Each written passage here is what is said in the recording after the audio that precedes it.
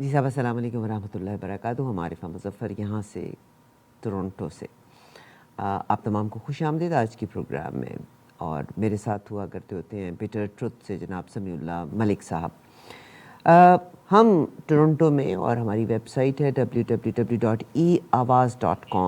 مکمل طور پہ نیوز آپ انگریزی میں اردو میں دیکھ سکتے ہیں. ٹیلی ویژن کو مختلف پروگرامز کو واچ کر سکتے ہیں, ریڈیو سن سکتے ہیں. We have around 18 producers here. Morning hours میں جو پنجابی کے پروگرام ہوتے ہیں اور پھر 3 بجے میں ذاتی طور پہ پروگرام بھی کرتی ہوں. اس پروگرام کو جو زینت بخشتے ہیں وہ ہیں جناب سمیع اللہ ملک صاحب. اور ڈاکٹر سمیع اللہ ملک کسی بھی تعارف کے محتاج نہیں ہیں. ایک قداور شخصیت ہیں, مختلف جگہوں پہ لکھتے ہیں, قلم میں بہت زور ہے. بنیادی طور پر آپ انجینئر ہیں, اپنے آپ کو منوایا آپ نے. سمیع اللہ ملک صاحب کو میں خوش آمدید کہنا چاہتی ہوں. سر السلام علیکم, کیسے ہیں آپ؟ جی وعلیکم السلام ورحمۃ اللہ وبرکاتہ. حیاک اللہ وبارک اللہ فیک. بہت شکریہ سر آپ کا ٹائم دینے کا.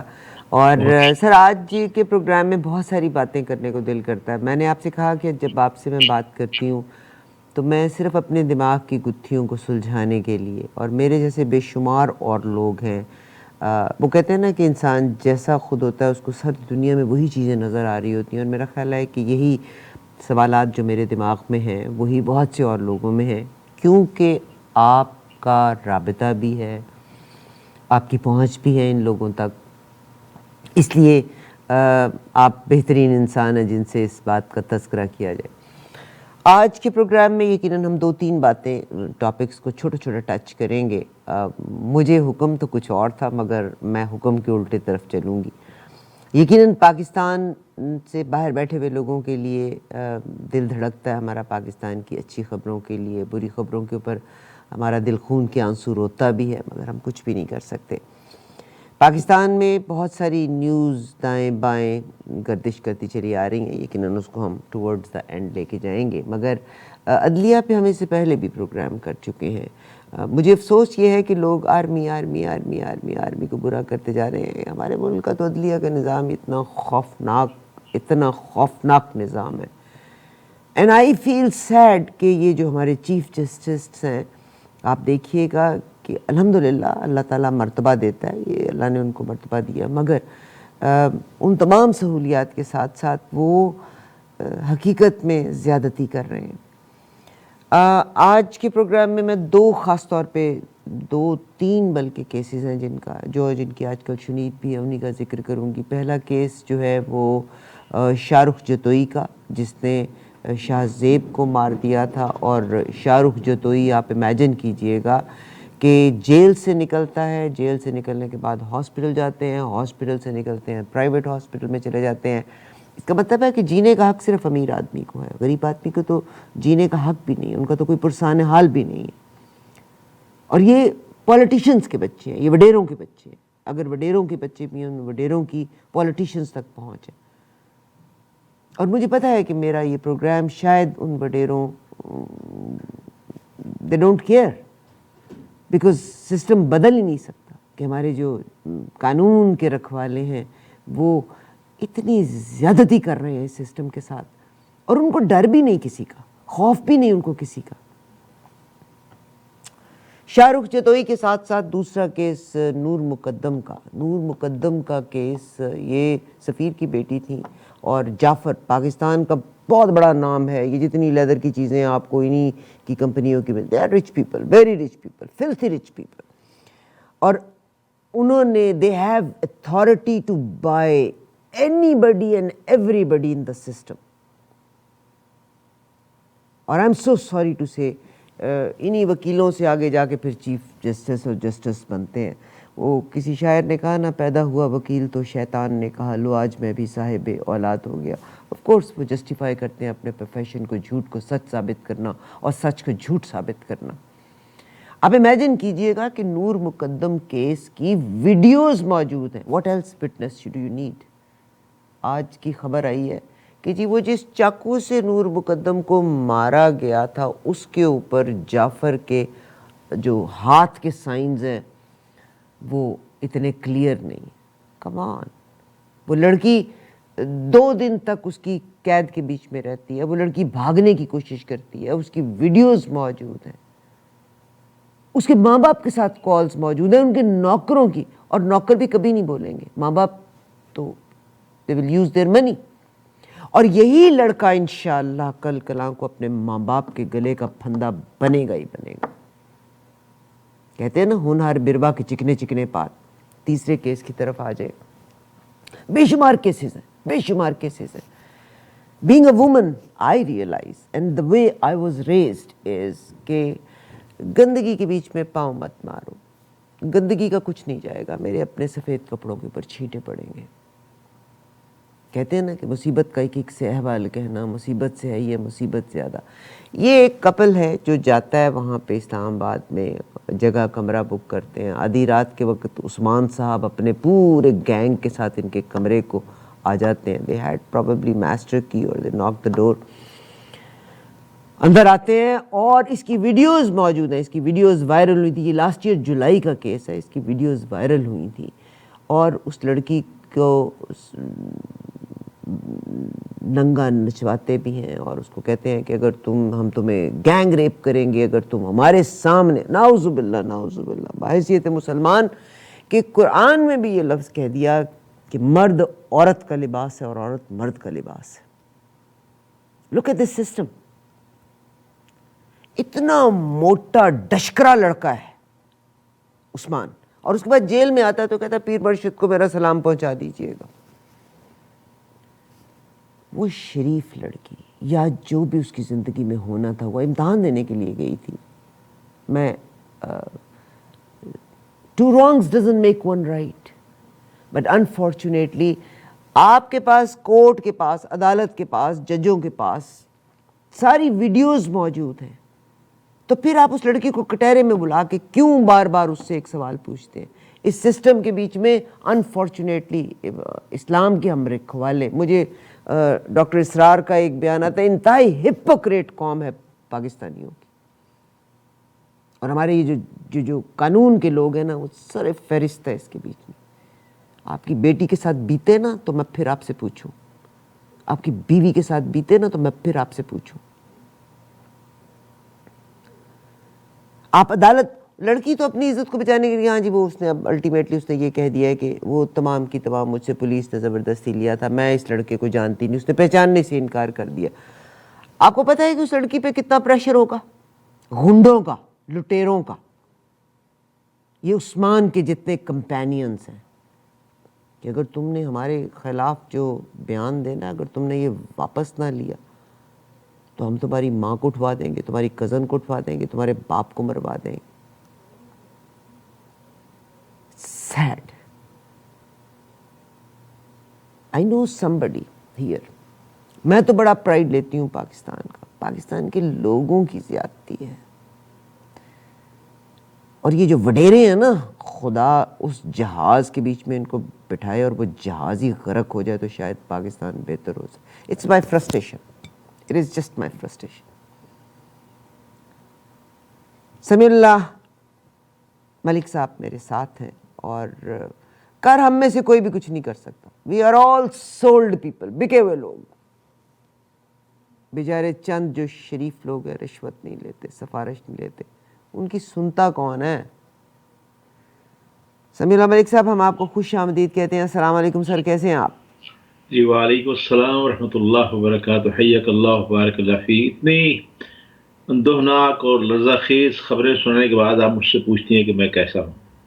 تو میں بھی ویسا ہی ہوں جیسے آپ ہیں، جیسے آپ کے جذبات ہیں. جیسے آپ نے شروع میں کہا، آپ نے فرمایا کہ میرے ذہن میں جو سوالات ہوتے ہیں، جو گتھیاں ہوتی ہیں، سلجھانے کی کوشش کرتا ہوں. یقین کیجیے کہ میں اکثر پروگرام ٹی وی پہ کرتا ہوں، وہ پروگرام کرتا ہوں. آپ کے ساتھ پروگرام کبھی نہیں کیا، آپ کے ساتھ ہمیشہ گفتگو ہوئی ہے.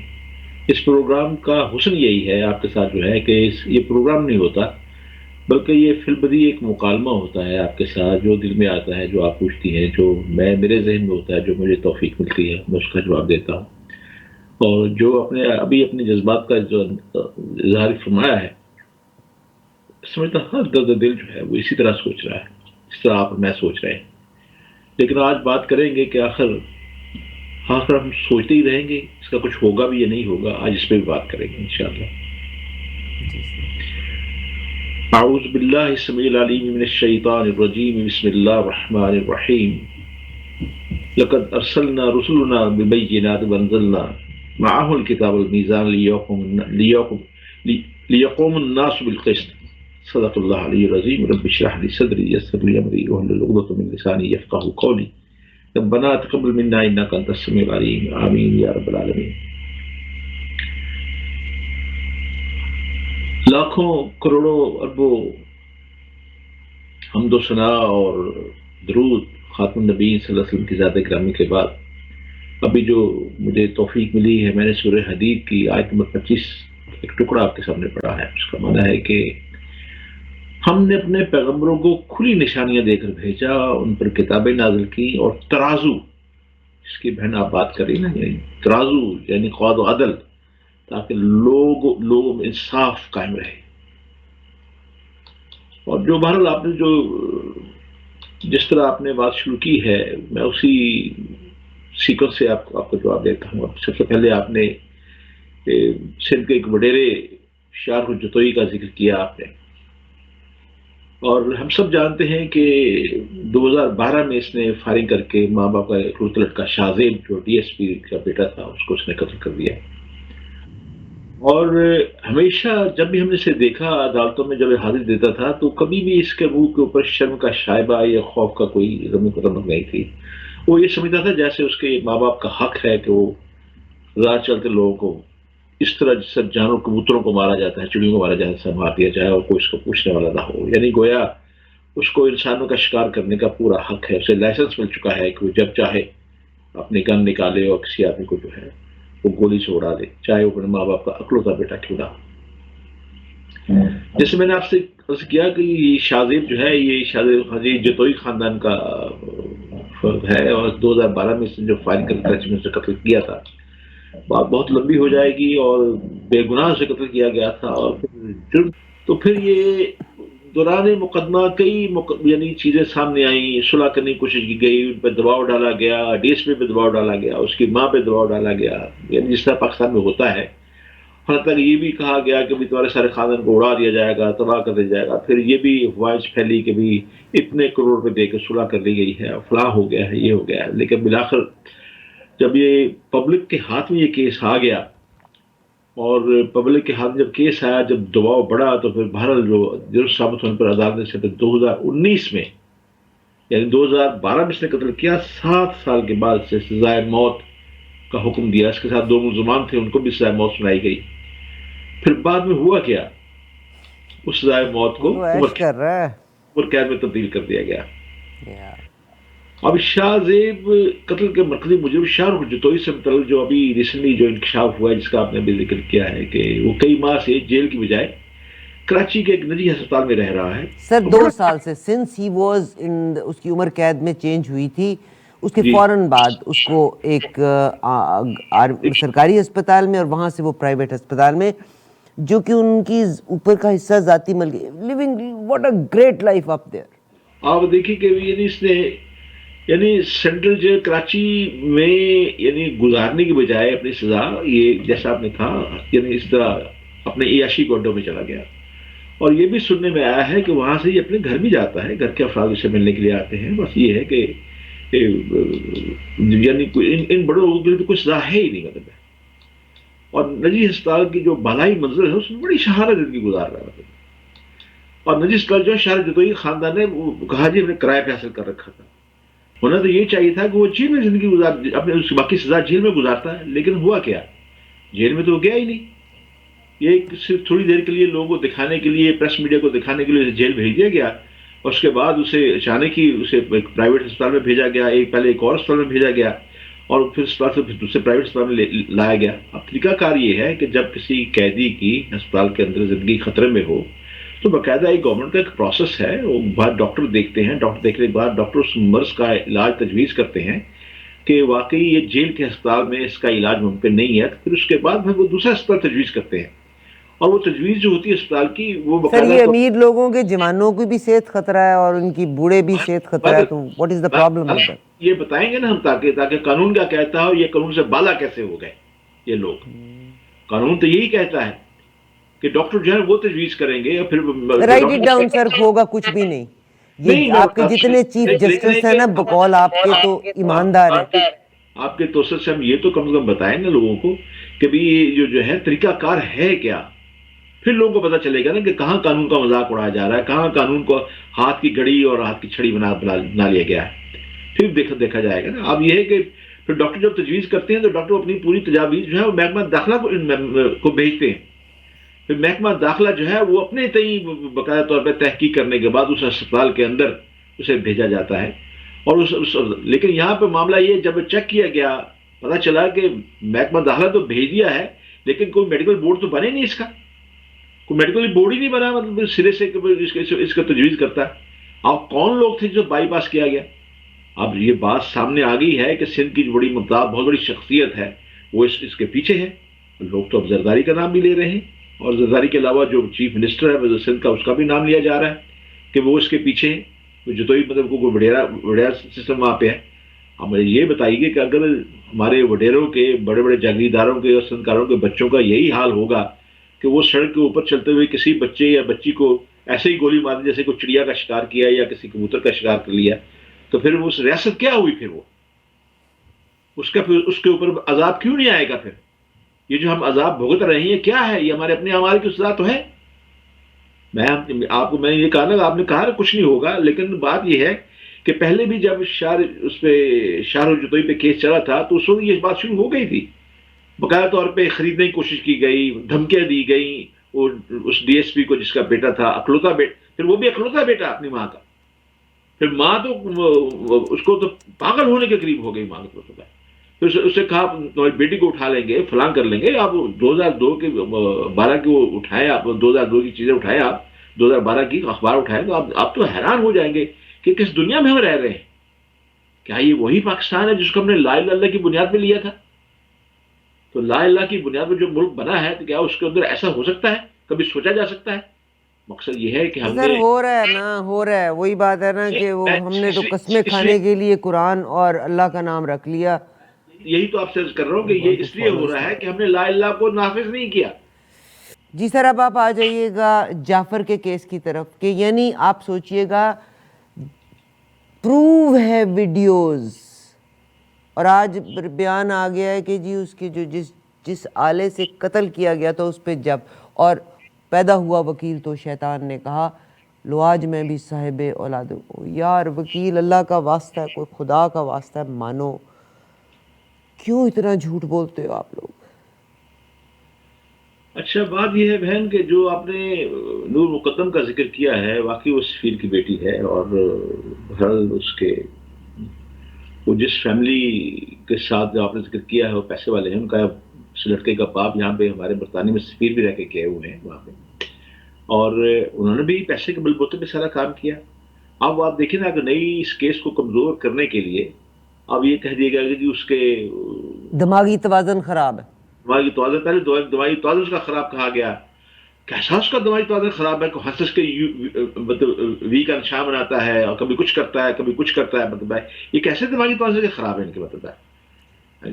ان کے دماغی توازن اگر خراب ہے تو ان کو پھر ایسا کام کرنے کے لیے چلیں سر اس بات کو چھوڑیں، دس از ناٹ ریلیونٹ. ریلیونٹ بات یہ ہے کہ آپ کا قانونی نظام کتنا بدترین ہے کہ یو ہیو ویڈیو ایویڈنس، اور آپ کہتے ہیں اور ریکارڈنگز ہیں آپ کے پاس، اور آپ کہتے ہیں جی آلہ قتل کے اوپر اس کے ہاتھ کے نشان نہیں.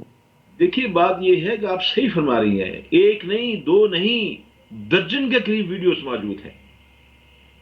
اسلام آباد کی پولیس کے پاس درجن کے قریب ویڈیوز موجود ہیں اس کے اوپر، اور فرانسس ٹیکس بھی ہو چکے ہیں سب کے، اور یہ ثابت ہو چکا ہے کہ اسی نے کیا ہے اور اسی نے مارا ہے. پھر اس نے جس بے رحمی سے مارا ہے، میں تو وہ ویڈیو تو دیکھی نہیں جا سکتی. اس ویڈیو بارے میں آپ کہتی ہیں کہ جی اس پہ آلے پہ اس کے نشان نہیں مل رہے. وہ جو ویڈیو بنی ہوئی جس پہ وہ پیٹ رہا ہے، اس کا پکڑ پکڑ کے سر زمین پھینک رہا ہے، کبھی اوپر سے نیچے پھینک رہا ہے، اس کے بعد نوچ رہا ہے اس کو، وہ کیا ہے؟ اسے گھسیٹ رہا ہے، وہ کون ہے پھر؟ وہ اس کے نوکر جو ہے انہوں نے پہلے بیان دیا، اس نوکر کا منہ بند کر دیا گیا، پھر نوکر کو وہاں سے غائب بھی کر دیا گیا. اگر یہ کام کرنا ہے ہمارے اسلام آباد کے اندر، یہ ہونا ہے کام ہمارا، تو بھی اسلام آباد کا نام تبدیل کر دیں، کچھ اور نام رکھو بھائی. سر مدینہ آئیے اب ریاست تیسرے نہ کہو عثمان نہ کے کہو کیس کے اوپر آ جائیں آپ سر عثمان دیکھیں، یہاں ریاست مدینہ کا ذکر کرنا اٹس اوکے، گڈ تھنگ، اس کا نام ہے، مگر لوگ آپ کا جو اعلیٰ درجہ انصاف دینے والا ہے وہ اتنا کرپٹ ہے، اور انہوں نے اپنی طرف سے نظریں ہٹانے کے لیے نا کبھی وہ آرمی کو آگے کر دیتے ہیں، کبھی وہ کسی، یعنی انصاف کا نظام بدترین نظام ہے. اس میں جتنے آپ کے یہ چیف جسٹس اور جسٹس ہیں قابل نفرت اشخاص. اچھا آئیے اب میں آپ کو اس کی بات کرتا ہوں، عثمان کی بات کرتا ہوں. تو بھائی اب یہ دیکھیے، ستمبر 2020 کو یہ کیس ہوا، اور 25 ستمبر کو مقامی عدالت میں یہ چالان جو ہے وہ پیش کیا گیا. اس میں جو عثمان مرزا، اس نے اپنے ساتھی مرد سے اسلحے کے زور پر نہ صرف اس جوڑے کو برہنہ کیا، توبہ استغفر، بلکہ انہیں اس حالت میں تشدد کا نشانہ بھی بنایا. اور اسی چالان میں عثمان مرزا کو مرکزی ملزم قرار دیا گیا، اور اس کا اعتراف بھی کیا اپنے جرم کا. اور پولیس کے تفتیشی چالان میں یہ جو مرکزی ملزم عثمان مرزا ہے، جس کا آپ ذکر کر رہی، میں تو اس کا نام نہیں لینا چاہتا، شیطان کا، اس کو مرکزی ملزم بنایا گیا ہے. اور اس نے دوران تفتیش پولیس کے سامنے انکشاف کیا کہ 18 اور 19 نومبر 2020 کے درمیانی رات میں یہ ویڈیو بنائی گئی تھی. اور چالان میں یہ بھی کہا گیا کہ دوران تفتیش ملزم عمر بلال نے انکشاف کیا کہ عثمان مرزا کے کہنے پر متاثرہ لڑکے اور لڑکی سے 11,25,000 روپے بھی لیے، 11,25,000 روپے جگہ ٹیکس بھی لیا ان دونوں سے. توبہ استغفر، اندازہ کرے. اور جس میں سے 6 لاکھ روپے عثمان نے رکھ لیے، باقی رقم اس نے دیگر ساتھیوں میں تقسیم کر دی گئی. اب تفتیشی افسر جو ہے اس نے عدالت کو بتایا یہ بقال کہ ملزمان نے نہ صرف متاثرہ لڑکے کو اور لڑکی کو ڈرانے دھمکانے اور ان کی ویڈیو بنانے کا اعتراف کر لیا ہے، بلکہ جو رقم بلیک میلنگ اور بھتے کی شکل میں حاصل کی گئی تھی وہ واپس کرنے پہ اس نے ہمارے سامنے رضامندی بھی ظاہر کی ہے. اور اسلام میں یہ بھی کہا گیا تھا ہے بلکہ کہ جو ملزم کو پاس پستول ملا ہے اس کا بھی لائسنس اس کے پاس نہیں ہے، وہ پیش نہیں کر سکا. یہ الگ سے غیر قانونی اسلحہ رکھنے کا اس کا ایک اور مقدمہ بھی اس پہ درج کیا گیا ہے. اب اسلام مگر آباد سر چھوٹ تو اس نے بھی جانا ہی ہے. اب دیکھیں نا، اسلام آباد کے سیکٹر E11 میں ایک جوڑے کو برہنہ کرنے، تشدد اور ان کی ویڈیو سوشل میڈیا پر اپلوڈ کرنے کے مقدمے میں متاثرہ لڑکی نے اب مرکزی ملزم عثمان مرزا اس قسم میں جو دوسرے ملزمان ہیں ان کو شناخت کرنے سے انکار کر دیا ہے. آپ کی بات درست ہے سر. ایک بات بتائیں، آئی ایم اے وومن، میں آپ کو بتاتی ہوں کہ اس کے ماں باپ پہ کتنا پریشر ہوگا، ان کے گھر میں اور جوان بچوں پہ کتنا پریشر ہوگا. دیز آر کرپٹ لوگ ہیں یہ جو آپ کے یہ گندے لڑکے ہیں. پتہ نہیں وہ اس کے ساتھ کے وہ لوگ کس طرح سے اس کی فیملی کو ہراس کر رہے ہوں گے. یہ خبر بھی ملی ہے کہ باقاعدہ اس عثمان گروپ والوں کی طرف سے 1 کروڑ روپے دینے کی آفر بھی کی گئی، 1 کروڑ روپے کے بعد بھی چلی ہے. سر کسی کی عزت تو واپس نہیں آتی نا 1 کروڑ سے. اب وہ لڑکی اس 1 کروڑ کے اوپر وہ اپنے بیان سے انکاری نہیں ہے. بینگ اے وومن آئی نو، کیونکہ یہ سسٹم ہے. انسان اپنی، وہ کہتے ہیں نا، مصیبت کا ایک سے احوال کہنا، مصیبت سے ہے یہ مصیبت زیادہ. اس لڑکی کا جو منگیتر ہے دراصل وہ عثمان کا ملنے والا ہے، عثمان سے ملنے والا ہے. عثمان جو ہے نا یہ وہاں پہ گاڑی میں خریدنے کا بیچنے کا کام کرتا ہے، گھر کرائے پہ دینے لینے کا بھی یہ کام کرتا ہے مطلب ہے. اور اس نے ایک فلیٹ رکھا ہوا تھا، فلیٹ اس کی چابی اس لڑکے نے، جو لڑکی کے ساتھ اس کا جو منگیتر تھا، اس نے چابی مانگی. اس نے کہا کہ مجھے 1 رات کے لیے چابی چاہیے، مجھے میری منگیتر ہے وہ آئی ہوئی ہے تو پتہ ان کو کام ہے، ہم ان سے رہنا چاہتے ہیں، تو چابی دے دی. اب اسی اس نام میں جو دوسرا جو بنگش تھا، ادریس اور قیوم بٹ والا جو دوسرے ساتھی تھے، اس میں فرحان شاہین شامل تھا، وہ چابی دے دی. اچانک ہی وہ قیوم عثمان دھمکا. اس نے کہا کہ بھائی وہ فلیٹ کی چابی کہاں ہے؟ تو انہوں نے اسے ٹالنے کی کوشش کی کہ اس نے کہا کہ اسے نہیں بتایا گیا کہ بھائی تم وہاں پہ کوئی ہے. پھر جب اس نے تھوڑی سختی کی، اس سے اپنی گاڑی میں گیا، اس کے بعد خود بھی اپنی چابی تھی، یہ اپنے ساتھیوں کو لے کے وہاں اس فلیٹ میں چلا گیا. جب دروازہ کھولا تو وہ دونوں لڑکی اور لڑکا وہاں پہ بیٹھے ہوئے تھے. لڑکا جو تھا وہ شاور روم میں تھا، اور لڑکی جو تھی وہ کمرے میں بیٹھی ہوئی تھی، کچھ پڑھ رہی تھی. انہوں نے جاتے ہی جا کے ہلہ بول دیا اور جا کے اسے مارنا شروع کر دیا. وہ لڑکی تو گھبرا گئی، یہ کون لوگ ہیں؟ اور اس کے بعد میری زبان زیب نہیں دیتی کہ میں کہوں اس میں عثمان مرزا تھا، محب بنگش تھا، ادری. چلیے سر اب وہ تو ڈیٹیل ہے، مگر میرا غم یہ ہے کہ ایک چیز ہے آپ کے پاس پروو ہے، کون سا سسٹم آپ کو یہ کہتا ہے، اور آپ بار بار سر قرآن کا اور اس کا ذکر کرتے ہیں، کلمہ کے اوپر یعنی اللہ کے نام کے اوپر یہ ریاست بنی، یہ اٹس اے جوک. یہ تو آپ مذہب کے ساتھ دین کے ساتھ مذاق کر رہے ہیں. اس ملک کے بیچ میں آپ عدلیہ کو دیکھ لیں، آپ ہر وڈیرے کو دیکھ لیں، کون فالو کر رہا ہے؟ کوئی بھی نہیں. ہمارا ایک بریک کا بھی وقت ہوا چاہتا ہے، بریک کے بعد آ کے باقی بات کرتے ہیں.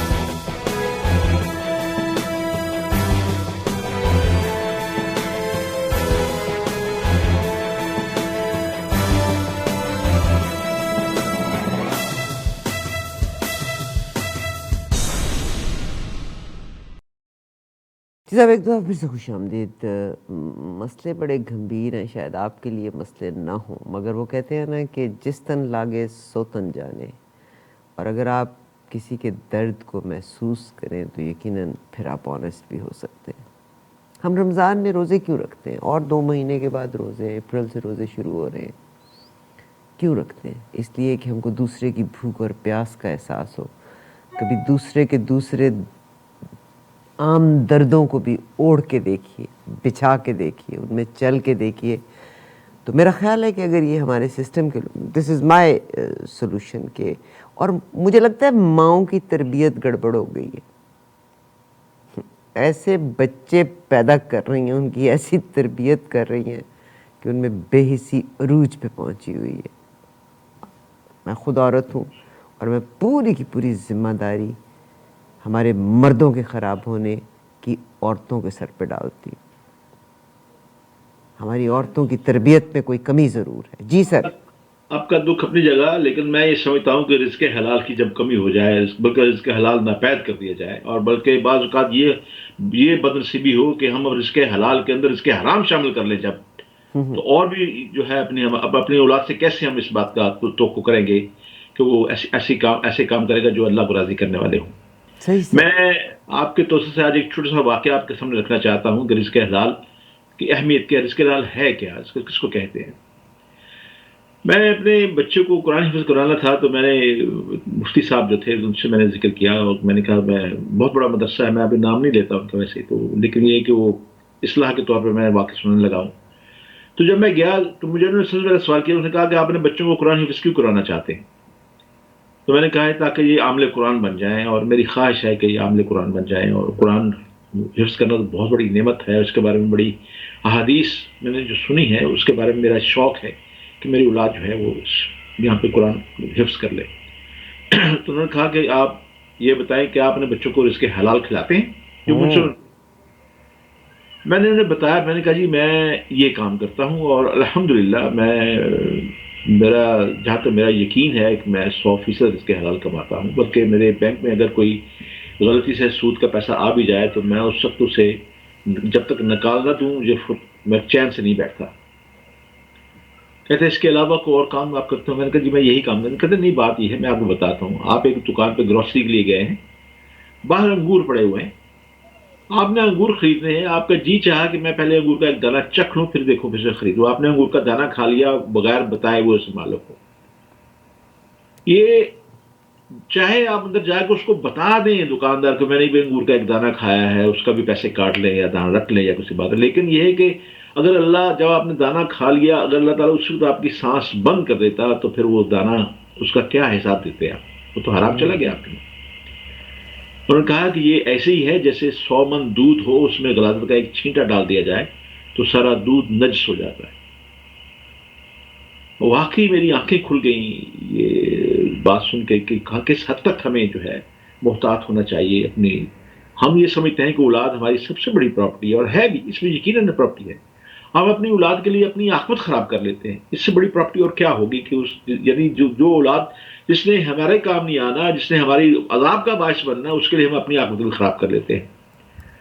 صرف ماؤں کا قصور نہیں ہے، یہ والدین دونوں کا مجموعی طور پہ قصور ہے، مردوں کا بھی قصور ہے جو کہ رزق حلال انہیں کھلاتے نہیں ہیں. سر اس لیے اگر ایک عورت گھر میں ہے، ایک ماں گھر میں ہے، اور اگر بیٹے کی آمدن سے زیادہ پیسہ وہ لے کے آئے تو وہ عورت چیک ضرور کر سکتی ہے جی کہ بالکل ہماری آمدن اتنی ہے. عورت کا رول بہت زیادہ ہے.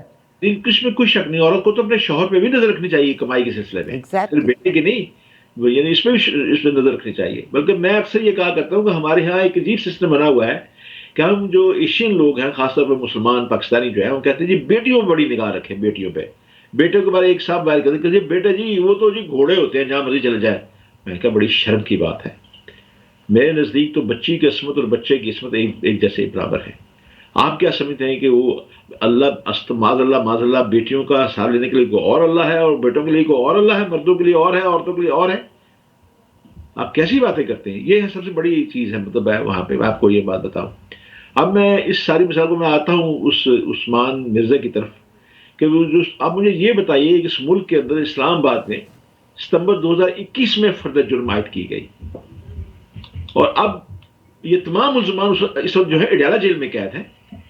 ابھی اس ٹیوزڈے کو یعنی ایڈیشنل جج عطا ربانی, اس کی عدالت میں وہ متاثر لڑکی آئی ہے اور اس نے جو ہے ملزمان کو پہچاننے سے انکار کر دیا اور کہا کہ یہ وہ افراد نہیں ہیں جنہوں نے ان کو برہنہ کر کے اس کی ویڈیو بنائی تھی اور ہمیں مارا پیٹا تھا اور دھمکیاں دی تھی, اور سوشل میڈیا پہ جو وائرل کی گئی تھی وہ ان لوگوں تو نہیں بنائی. وہ اب عدالت میں لڑکی کی جانب سے ایک بیان حلفی جمع کروایا گیا جس میں کہا گیا کہ اس مقدمے جو ملزمان نامزد اور گرفتار ہیں یہ وہ لوگ نہیں ہیں جو ویڈیو میں نظر آ رہے ہیں, اور ہوا کہ وقت موجود اور جو میرے ساتھ جنہوں نے جو جرم میں شامل تھے, جنہوں نے مجبور کیا تھا, جو مجھے برہنہ کیا تھا, یہ وہ لوگ نہیں.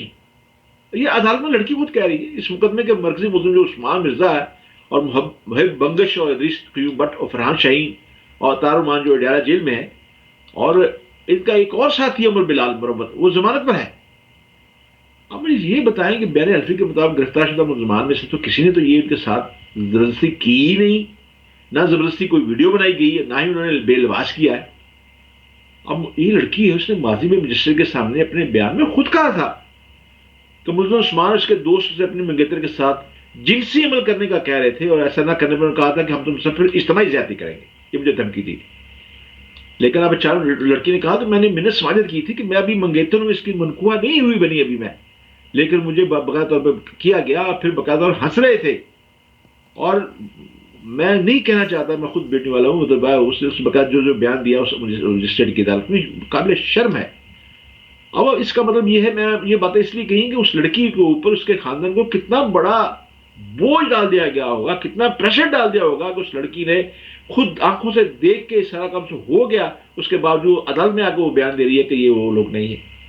آپ جب مجسٹریٹ کے سامنے اپنے بیان میں جن کو نامزد کیا تھا اس نے, اب اس عدالت بڑی میں آ کے اس نے شناختی بھی کر لی, اور عدالت میں یہ بھی کہا کہ وہ کسی گرفتار یا نامزد ملزم کے خلاف کوئی کارروائی نہیں کرنا چاہتی. یہ بھی کہہ دیا اس نے, میں نہیں کارروائی کرنا چاہتے ہیں. سر آپ اس کو روز عدالت میں گھسیٹ کے انتہائی فضول سوالات کریں گے, یہی ہوگا, اور اس پہ پریشر بھی ہے ان غنڈوں کا, تو پھر اس لڑکی سے یہ بھی بیان دلوایا گیا کہ جی یہ سارا معاملہ جو ہے پولیس نے خود بنایا ہے, اندازہ کر. اور انہوں نے پھر سر آپ اس طرف چلے گئے, اس میں دیکھیں لڑکی کے آپ کے سسٹم کی خرابی ہے نا. اس بچی نے تو اگر لڑکے چھیڑتے ہیں, یا آپ کو کیا پتا اس کے خاندان پہ کتنا پریشر ہوگا. اب وہ کیا کرے کہ 4 لڑکیوں کو اور کو ان لڑکوں سے بے عزت کروا لے. یہ تو صاف نظر آ رہا ہے نا. میں یہ کہتا ہوں اب یہاں سے اسٹیٹ کا کام شروع ہوتا ہے, ریاست کا کام شروع ہوتا ہے. یہاں سے تو ریاست کا کام شروع ہوتا ہے, ریاست ماں جیسی ہوتی ہے. ٹھیک ہے سر, یہاں سے ریاست کا کام شروع ہوتا ہے کہ کیا وجہ ہے, کہ کون سا خوف, کون سا تشدد کیا گیا اس کے بعد, کہ اس کے بعد ایک بچی جس نے مجسٹریٹ کے اندر کچھ بیان دیا تھا, اب آ کے جو ہے اس نے ایک اور بیان دے دیا, اس نے بالکل پہچانے سے انکار کر دیا. سر آپ کو یہ سوال پوچھنے کی ضرورت ہے, میں بینگ اے وومن آئی نو کتنے پریشرز ہوتے ہیں. اگر آپ کوئی بات کر کے دیکھیں کسی وڈیرے کے اگینسٹ, آپ کو جان سے مروا دیں گے. آپ کے گھر والوں کے ساتھ وہ سلوک کریں گے کہ آپ تصور بھی نہیں کر سکتے. آپ نے جو بات کہی نا کہ بھی اگر ان کی ماں یا بہن کے ساتھ کیسا سلوک ہو تو پھر ان کو پتہ چلے, لیکن میں آپ کی بات سے اتفاق نہیں کرتا. تو یہ تو اب دیکھیں نا, وہ جو لڑکی متاثرہ جو ہے اس نے موبائل فوٹیج بنانے کے الزام میں جو گرفتار جو ہے ملزم ریحان, اس کو بھی پہچانے سے انکار کر دیا. اور کہا کہ میں ریحان کو بالکل جانتی نہیں، میں نے اس کو دیکھا ہی نہیں. اور چلیے پولیس نے چلیے سر، یہ میرا خیال ہے کہ یہ آئی وش تو قدرت کا عذاب ہی بچائے گا، دیٹس اٹ، نتھنگ ایلس. اور جہاں یہ سب کچھ ہو رہا ہے وہاں پر مجھے لگتا ہے پاکستان کا مستقبل اب تک بھی یہی ہے کہ میں تو محترمہ بے نظیر بھٹو کے زمانے سے دیکھتی چلی آ رہی ہوں، نواز شریف صاحب کے زمانے میں کہ کسی کو ٹینیور پورا نہ کرنے دیا، سڑکوں کے اوپر ہی قوم رہی، نوکریاں ان کے پاس نہیں، تعلیم کا معیار انہوں نے خراب کر دیا. اور یہ آج سے نہیں، یہ پچھلے 35-40 سال سے چلتا چلا آ رہا ہے. I was a student that time.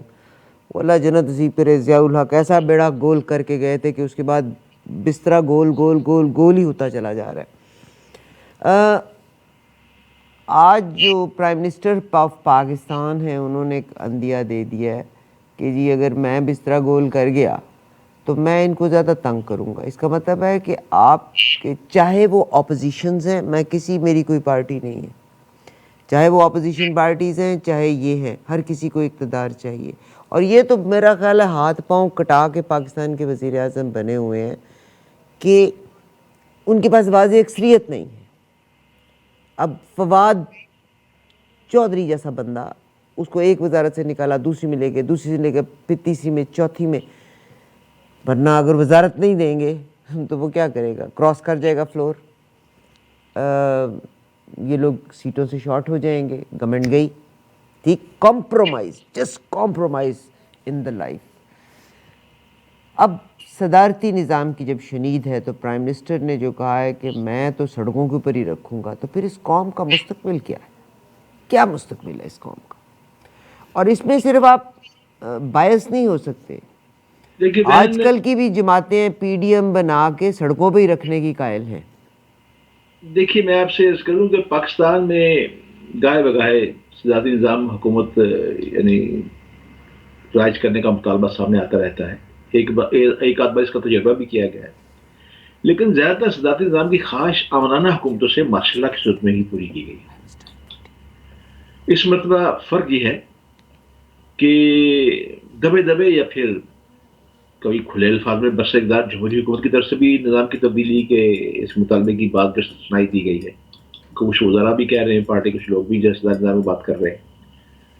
عمومی طور پر دیکھا یہ گیا ہے بہن کہ ماضی میں جب بھی ملک میں سیاسی حکومت کسی بحران کی زد میں آتی ہے نا، تو ایک خاص طبقہ اس کا قصوروار جو ہے نا پارلیمانی نظام حکومت اور مافیا کو قرار دیتا ہے. اور پھر مختلف نمائندے جو ہے پارلیمانی نظام کی حمایت میں سامنے آ جاتے ہیں. پھر یہ بحث چلتے چلتے خود ہی کچھ جیسے بات ہے دم توڑ دیتی ہے. اب پاکستان کے وزیر نے جب عمران خان کی جو آپ نے بات کی، انہوں نے کہا کہ میں نے کہا ہے کل، انہوں نے کہا کہ اگر میں حکومت سے نکل گیا تو میں پھر زیادہ خطرناک ثابت ہوں گا. اور اس نے دراصل پارٹی کو نہیں دھمکی دی، اس نے کسی اور کو دھمکی دی ہے. اس نے کہا اگر مجھے نکالنے کی کوشش کی، اگر آپ نے میری حمایت نہ کی، آپ نے میری حمایت سے ہاتھ کھینچ لیا ہے، اگر میں یہ حمایت آپ نے نہ کی دوبارہ، میں اگر چلا گیا تو پھر میں اور مزید پریشان کروں گا. اب پاکستان کے لیے عمران خان کئی مرتبہ یہ اشارہ کر چکے ہیں کہ وہ بہت کچھ کرنا چاہتے ہیں. آپ بھی کئی دفعہ کہتے ہیں کہ جی اسے مزید سیٹیں دے دیتے تاکہ اس کا اپر ہینڈ تو ہو جاتا ہے، 2/3 یار میجورٹی. دے دیتے، آپ 101 ٹرائی کر لیتے، 120 سیٹیں دے دیتے. موجودہ نظام کی وجہ سے وہ عمران خان بھی کہتے ہیں جی میں یہاں کچھ کر نہیں سکتا. جی صحیح آخر بات. کیا مشکلات ہیں؟ کیوں پاکستان میں صدارتی نظام نافذ کرنے کے متعلق مطلب پھر سے بحث میں تیزی آ گئی ہے؟ سوال یہ ہے نا آپ کا.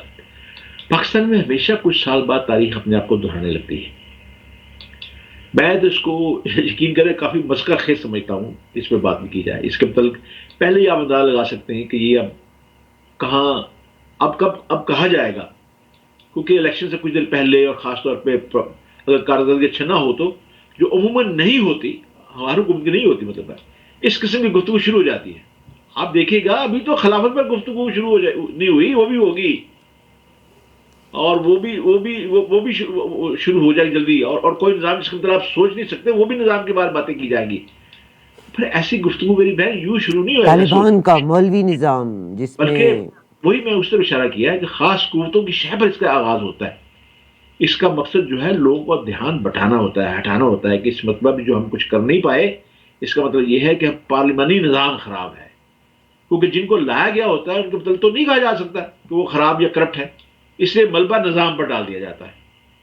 پھر صدارتی نظام لانے کی بحث بہت پرانی ہے میری بہن. اور پاکستان بننے کے کچھ ہی سال بعد شروع ہو گئی تھی. آپ کو یاد نہیں کہ 1950 کی دہائی سے یہ صدارتی نظام کی بحث شروع ہو گئی تھی. جب پہلا آئین بنا تھا اس وقت بھی یہ بحث تھی. تو ایوب خان نے ملک میں صدارتی نظام متعارف کروایا. پہلے تو انہوں نے ایک آئینی کمیشن بنایا تھا. اس کمیشن میں پارلیمانی نظام کا بہت مضبوط تنقیدی جائزہ بھی موجود ہے, آج بھی دیکھ لیں آپ, جس میں صدارتی نظام کا جواز پیش کیا گیا. یعنی یہ ہمارے آج یہ حصہ ہے ہمارے حکومتی کارروائیوں کا. یہ دوسرا یہ کہ موجودہ دور میں دو طرح کے مسائل ہیں میری بہن, یہ سمجھ لیجیے.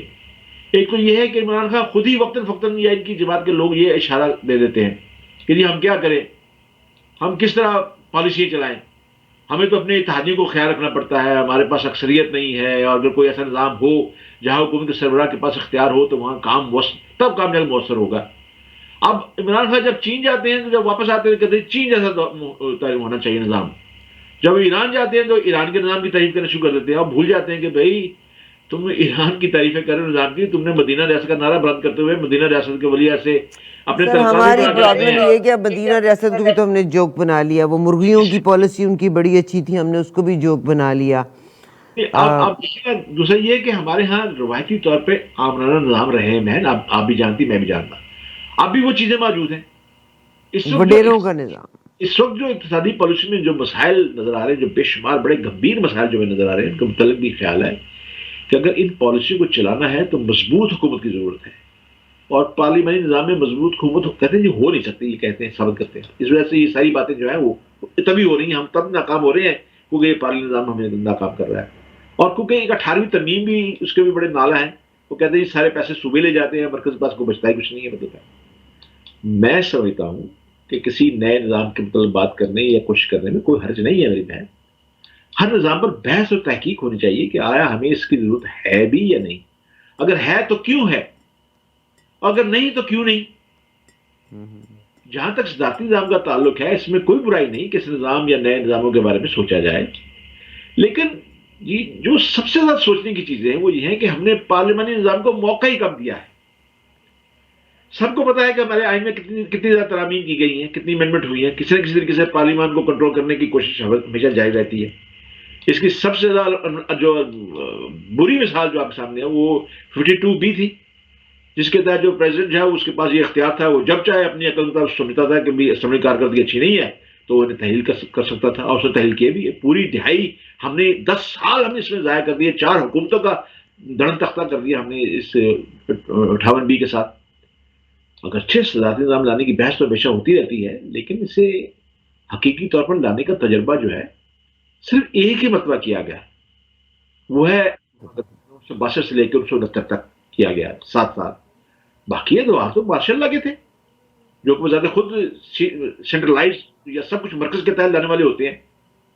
ایوب خان نے 58 سے لے کے 62 تک تو مارشل اللہ لگا رکھا, فیلڈ مارشل بن گیا وہ. پھر ضیاء الحق صاحب آئے, مشرف کے ماشاء اللہ سر میں بیاجا بھی آیا, مشرف بھی آ گئے, صدر کمان ایک ہی شخص میں مجتمع ہوتی ہے, جو فوجی آتا ہے اس کے صدر نامے پہ نظر آتی ہے, وہ صدر بن جاتے ہیں. یہ طاقت کی مرکزیت ہے, سینٹرلائزیشن. اب میں کہتا ہوں جب آپ نے نظاموں کی بات کی ہے تو آخر ایک نظام جسے ہم اللہ کا نظام کہتے ہیں, اللہ کا حکم کہتے ہیں, اس کو کیوں نہیں آزماتے آپ جب آپ ناکام ہوتے ہیں؟ اب وہ طالبان کو لے آئیں تو آپ وہ بھی آزما لیں. یہ کیوں آپ کہتے ہیں طالبان؟ دیکھیے بات یہ ہے کہ آپ اس بات پہ دیکھیے, میں کئی دفعہ آپ سے کہہ چکا ہوں, دیکھیے جس اللہ نے ہمیں کریٹ کیا ہے آپ کیا سمجھتے ہیں اس نے ہمیں بغیر نظام کے بھیج دیا دنیا کے اندر؟ آپ دیکھیے یہ جتنے بھی نظام ہیں یہ بندوں کو جو غلام بنا کے بیٹھے ہوئے ہیں, بندوں کے آقا بن گئے ہیں, بندوں کو یعنی غلامی میں رکھا ہوا ہے. اس کا ایک ہی علاج ہے.